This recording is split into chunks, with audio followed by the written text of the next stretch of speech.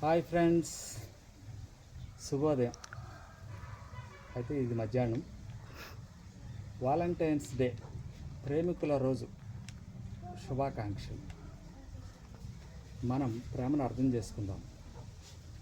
ప్రేమ ఇవ్వగలిగింది, ప్రేమ స్వీకరించగలిగింది.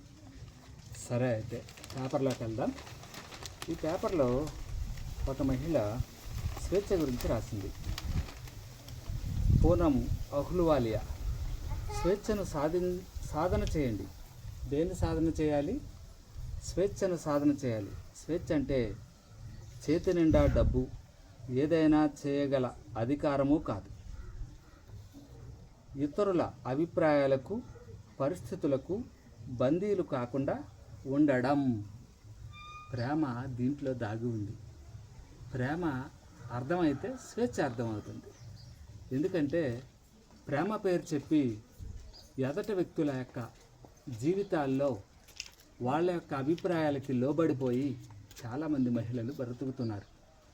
రెండవది, కుటుంబ వ్యవస్థలో, వివాహ వ్యవస్థలో పెత్తందారీ వ్యవస్థ మారిపోయింది.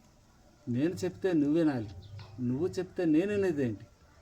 ఇలాంటి ధోరణి వల్ల వివాహాలు పతనం అవుతున్నాయి. అలాగే కుటుంబ వ్యవస్థ కూడా పతనం అవుతుంది. మరి ఈ రకమైనటువంటి ప్రేమలను పిల్లలకి ఎలా చెప్తాము? సింగిల్ పేరెంట్ వ్యవస్థ పెరుగుతూ ఉంది.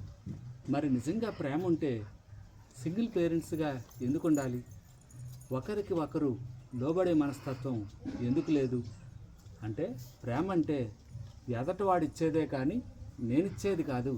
ఆడు నన్ను ప్రేమించాలి కానీ నేను ప్రేమించేదేంటి? నా దగ్గర డబ్బు ఉంది, అందం ఉంది, అబ్బో చాలా ఉన్నాయి కదా. అది కాదు ప్రేమ అంటే. ప్రేమను అర్థం చేసుకోవాలి. ప్రేమ అర్థం కాకపోతే ద్వేషంగా మారిపోతుంది.